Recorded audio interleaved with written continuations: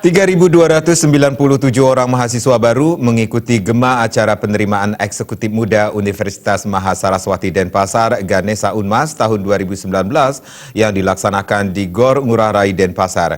Kegiatan tersebut merupakan rangkaian pengenalan kehidupan kampus bagi mahasiswa baru yang akan menempuh pendidikan di kampus Unmas Denpasar.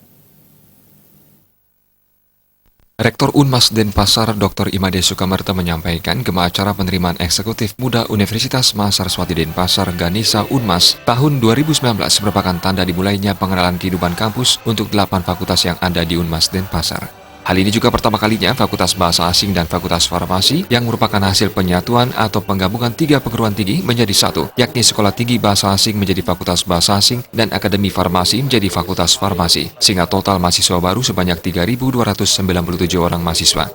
Dalam Ganesha Unmas Denpasar akan diberikan beberapa materi, diantaranya pengenalan kampus, bahaya narkoba, 4 pilar kebangsaan, dan tolak paham radikalisme. Adanya materi peningkatan sumber daya manusia dan tolak paham radikalisme masuk kampus sesuai dengan tema Ganesha Unmas 2019, yakni meningkatkan peranan mahasiswa di era milenial untuk menjadi garda terdepan dalam menjaga persatuan dan kesatuan bangsa berlandaskan rasa cinta tanah air. Intinya tentang Tridharma pendidikan tinggi akan ditekankan banyak di fakultas, sehingga mereka sudah siap dalam mengikuti perkuliahan di kampus, sehingga itulah selama orientasi pengenalan kampus ini selama 2 hari di universitas dan 2 hari di fakultas, diharapkan pada mereka lebih siap untuk mengikuti pendidikan di perguruan tinggi, ya, dengan mereka mengetahui dan telah siap untuk melakukan mempersiapkan diri dalam menyongsong pendidikan perguruan tinggi. Kita harapkan mereka juga akan cepat menyelesaikan studinya karena mereka tahu regulasi-regulasi, peraturan-peraturan yang harus ditaati, begitu. Itulah tujuan untuk diadakannya ini. Ketua Badan Pengurus Yayasan PR Saraswati Pusat Denpasar, Bagus Ketut Loji menyampaikan terima kasih dan bangga atas keberhasilan Unmas Denpasar dalam penerimaan mahasiswa baru yang terus mengalami peningkatan. Hal ini sesuai dengan apa yang dicanangkan yayasan, bahwa dalam menghadapi persaingan meningkatkan mutu adalah tepat mengenai sasaran, sehingga masyarakat lebih memilih perguruan tinggi yang bermutu daripada yang murah. Kami juga ingin mengembangkan, seperti apa yang disampaikan oleh Pak Rektor tadi, 2 perguruan tinggi yang kita asuh bergabung dengan Unmas.